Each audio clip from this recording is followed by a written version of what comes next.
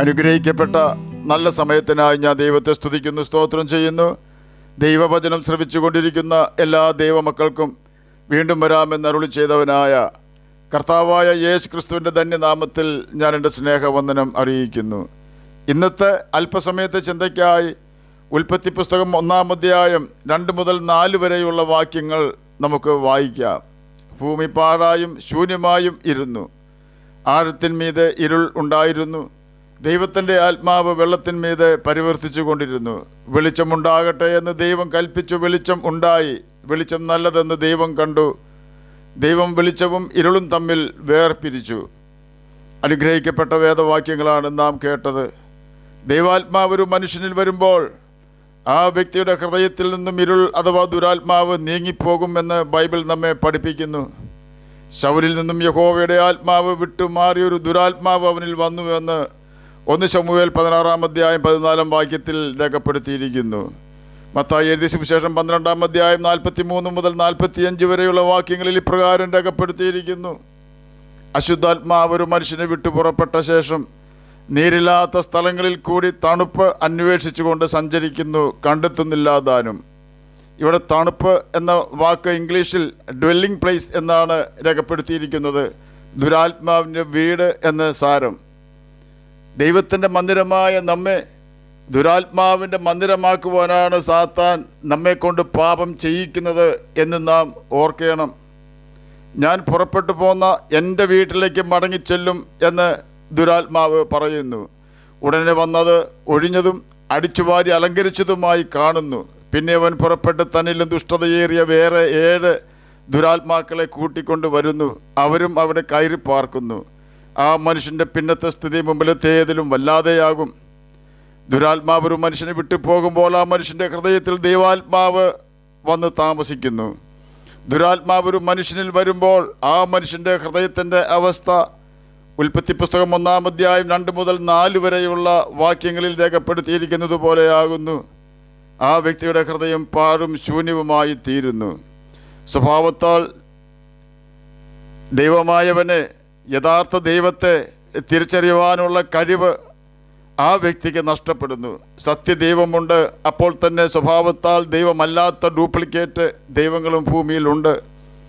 ദുരാത്മാവ് മനുഷ്യൻ്റെ ഹൃദയത്തിൽ വരുമ്പോൾ ആ ഹൃദയത്തിൽ നിന്നും സത്യദൈവത്തോടുള്ള വിശ്വാസം, സ്നേഹം, പ്രത്യാശ, അനുസരണം എന്നീ ഗുണങ്ങൾ നഷ്ടപ്പെട്ട് ഈ വക സ്വഭാവമില്ലാത്ത ഒരു മരുഭൂമിയായി പാഴും ശൂന്യവുമായി തീരുന്നു.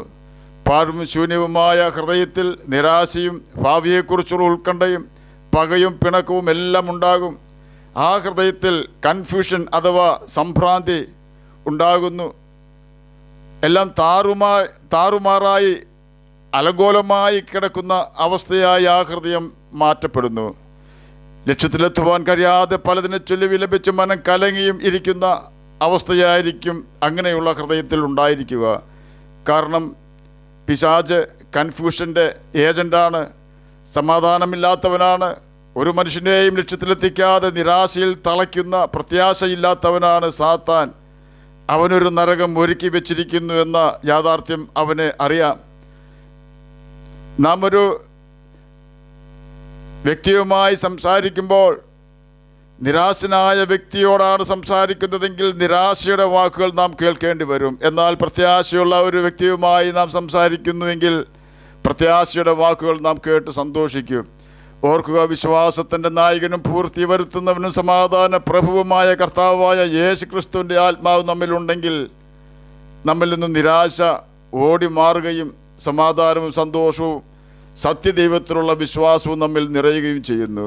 കാരണം ദൈവം കലക്കത്തിൻ്റെ അഥവാ കൺഫ്യൂഷൻ്റെ ദൈവമല്ല, നീതിയുടെയും സമാധാനത്തിൻ്റെയും ദൈവമാണ്. ദൈവാത്മാവ് നമ്മിൽ വരുമ്പോൾ പലതിനെ ചൊല്ലി വിലപിക്കുവാനോ മനം കലങ്ങുവാനോ കൺഫ്യൂഷൻ ഉണ്ടാകുവാനോ ഇടവരികയില്ല. യെശയ്യാ പ്രവചനം 32-ാം അധ്യായം 15 മുതൽ 17 വരെയുള്ള വാക്യങ്ങളിൽ പറയുന്നത് പോലെ നമ്മുടെ ജീവിതത്തിൽ സംഭവിക്കും. ഉയരത്തിലൊന്നും ആത്മാവിനെ നമ്മുടെ മേൽ പകരുവോളം തന്നെ. അപ്പോൾ മരുഭൂമി ഉദ്യാനമായി തീരും, ഉദ്യാനം വനമായി എണ്ണപ്പെടും. അന്ന് മരുഭൂമിയിൽ അഥവാ ഹൃദയത്തിൽ ന്യായം വസിക്കും, ഉദ്യാനത്തിൽ നീതി പാർക്കും. നീതിയുടെ പ്രവൃത്തി സമാധാനവും നീതിയുടെ ഫലം ശാശ്വത വിശ്രമവും നിർഭയവാസവുമായിരിക്കും.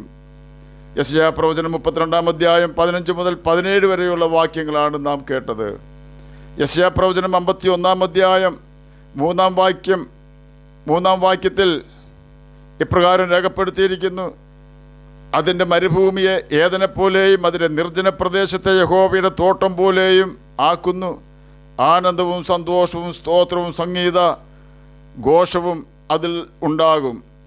നാം കേട്ട വാക്യങ്ങളിലെല്ലാം രേഖപ്പെടുത്തിയിരിക്കുന്നത് മരുഭൂമി ഉദ്യാനമാക്കുന്ന ദൈവാത്മാവിനെ കുറിച്ചാണ്.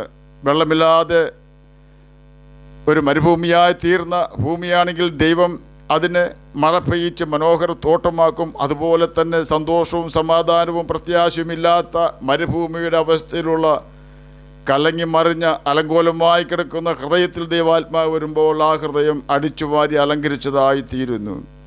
അവിടെ നിരാശയ്ക്ക് സ്ഥാനം ഉണ്ടാവുകയില്ല, പ്രത്യാശയുണ്ടാകും. പകയുണ്ടാവുകയില്ല, സ്നേഹമുണ്ടാകും. കലഹമുണ്ടാവുകയില്ല, ഐക്യതയുണ്ടാകും.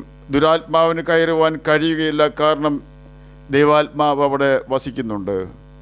മത്തായി എഴുതിയ സുവിശേഷം 12-ാം അധ്യായം 43 മുതൽ 45 വരെയുള്ള വാക്യങ്ങളിൽ നാം അത് കേട്ടിട്ടുണ്ട്.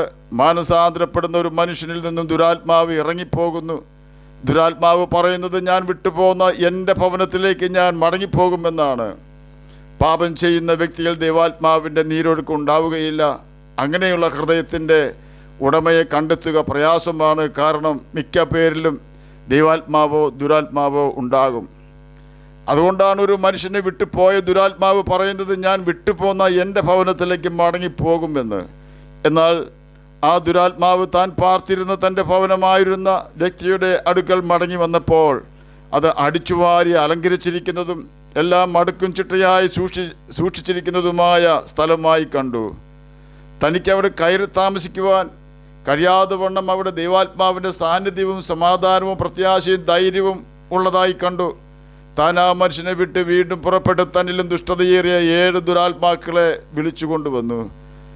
പക്ഷേ ഉടനെ ആ വീട്ടിൽ കയറാൻ കഴിഞ്ഞില്ല. എങ്കിലും ദുരാത്മാക്കൾ ആ മനുഷ്യൻ്റെ വാതിൽക്കൽ പതുങ്ങിക്കിടന്നു. ഉൽപ്പത്തി പുസ്തകം 4-ാം അധ്യായം 7-ാം വാക്യത്തിൽ പറയുന്നത് പോലെ, എന്നിട്ട് യേശുവിനെ ലോകത്തിൻ്റെ മഹത്വം കാണിച്ചതുപോലെ അടിച്ചുവാരി അലങ്കരിച്ച ഹൃദയത്തിൻ്റെ ഉടമയെയും ലോകമഹത്വവും മ്ലേച്ഛതയും സകലവിധ പാപവും കാണിച്ചു കൊടുത്തു. ഉടനെ ദൈവാത്മാവുള്ള ആ മനുഷ്യൻ സാത്താൻ്റെ വഞ്ചനയിൽ കുടുങ്ങി വഞ്ചിക്കപ്പെട്ടു പാപം ചെയ്തു. തൻ്റെ ഹൃദയവാതിലിൽ പതുങ്ങിക്കിടന്ന പാപത്തെ അഥവാ സാത്താനെ ജയിക്കുവാൻ കഴിയാതെ, പാപത്തോട് പോരാടി ജയിക്കുവാൻ കഴിയാതെ പാപം ചെയ്തു. യേശുവിനെ തള്ളിപ്പറഞ്ഞ ഉടനെ കോഴി കൂകി എന്ന് പറഞ്ഞതുപോലെ പാപം ചെയ്ത ഉടനെ 8 ദുരാത്മാക്കളും ഒരുമിച്ച് ആ മനുഷ്യൻ്റെ ഹൃദയത്തിൽ പ്രവേശിക്കുകയും ആ മനുഷ്യൻ്റെ ഹൃദയത്തിലേക്ക് ഒരിക്കലും ദൈവാത്മാവിന് വരുവാൻ കഴിയാത്ത വിധം അവനെ അടിമയാക്കുകയും ചെയ്യുന്നു. ഇപ്പോൾ ആ മനുഷ്യൻ്റെ ഹൃദയം ദൈവാത്മാവിൻ്റെ നീരൊഴുക്ക് ആയതിനാൽ വീണ്ടും മരുഭൂമിയും പാഴും ശൂന്യവുമായി തീർന്നു. എന്നെ കേൾക്കുന്ന പ്രിയ ദൈവമകനെ, ദൈവമകളെ, പിശാചു വരുന്നത് മോഷ്ടിപ്പാനും അറുപ്പാനും മുടിപ്പാനുമാണ് എന്ന് യോഹന്നാൻ എഴുതിയ സുവിശേഷം 10-ാം അധ്യായം 10-ാം വാക്യത്തിൽ രേഖപ്പെടുത്തിയിരിക്കുന്നു. ഹൃദയത്തിൽ ദൈവസാന്നിധ്യമില്ലാതാക്കുവാനും സമാധാനവും സന്തോഷവും പ്രത്യാശയും ധൈര്യവും നഷ്ടപ്പെടുത്തി വിഷാദ രോഗിയും നിരാശയുള്ളവരുമാക്കി ഹൃദയം കഠിനമാക്കുവാനും അനേക പാപങ്ങൾ നമ്മെ കൊണ്ട് ചെയ്യിക്കുവാനും നിത്യനരകത്തിന് നമ്മെ യോഗ്യരാക്കുവാനുമാണ് സാത്താൻ നമ്മിൽ കടക്കുവാൻ ശ്രമിക്കുന്നത്.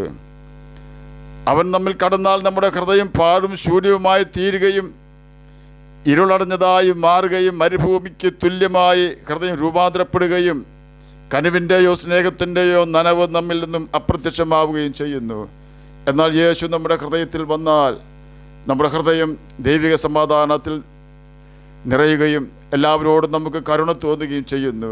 ദൈവാത്മാവ് നമ്മിൽ വന്നാൽ നമ്മുടെ ഹൃദയത്തിൽ സ്നേഹത്തിൻ്റെയും കരുണയുടെയും സമാധാനത്തിൻ്റെയും പ്രത്യാശയുടെയും ധൈര്യത്തിൻ്റെയും നീരൊഴുക്ക് ഉണ്ടാവുകയും അത് മറ്റനേകരിലേക്ക് ഒഴുകി അനേകർ ആശ്വാസം പ്രാപിക്കുവാനിടയായി തീരുകയും ചെയ്യുന്നു. തന്നെയുമല്ല, ഹൃദയത്തിൻ്റെ പിരിമുറുക്കം മാറുകയും മുഖത്തിൻ്റെ കാഠിന്യം നീങ്ങിപ്പോവുകയും ചെയ്യുന്നു. ദൈവിക സന്തോഷവും സമാധാനവും ഹൃദയത്തിലും മുഖത്തിലും മറ്റുള്ളവർ ദർശിക്കുമാറ് വിളങ്ങുകയും ചെയ്യുന്നു. ഓർക്കുക, ചെറിയൊരു പാപമാണ് മാനസാന്തരപ്പെട്ട ഒരു ദൈവകുഞ്ഞിൻ്റെ ഹൃദയത്തിലേക്ക് ദുരാത്മാവിനെ കയറുവാനുള്ള കോണിപ്പടിയായി തീരുന്നത്. ആകയാൽ ഉൽപ്പത്തി പുസ്തകം 4-ാം അധ്യായം 7-ാം വാക്യത്തിൽ പറഞ്ഞിരിക്കുന്ന പാപത്തെ നമുക്ക് കീഴടക്കാം. പാപം വാതിൽക്കൽ കിടക്കുന്നു, അതിൻ്റെ ആഗ്രഹം നിങ്ങളിലേക്കാകുന്നു, നീയോ അതിനെ കീഴടക്കണം. ഉൽപ്പത്തി പുസ്തകം 4-ാം അധ്യായം 7-ാം വാക്യമാണ് നാം കേട്ടത്. പാപത്തെ കീഴടക്കിക്കൊണ്ട് സമാധാനമുള്ള ഹൃദയത്തിൻ്റെ ഉടമകളായി തീരുവാനും സമാധാനം അന്വേഷിച്ച് പിന്തുടരുവാനും കഴിയേണ്ടതിന് നമ്മുടെ കർത്താവും രക്ഷിതാവുമായ യേശു ക്രിസ്തുവിൻ്റെ കൽപ്പനകൾ അനുസരിച്ച് യേശുവിനെ സ്നേഹിക്കുകയും നിത്യജീവനാവകാശികളായി തീരുകയും ചെയ്യാം.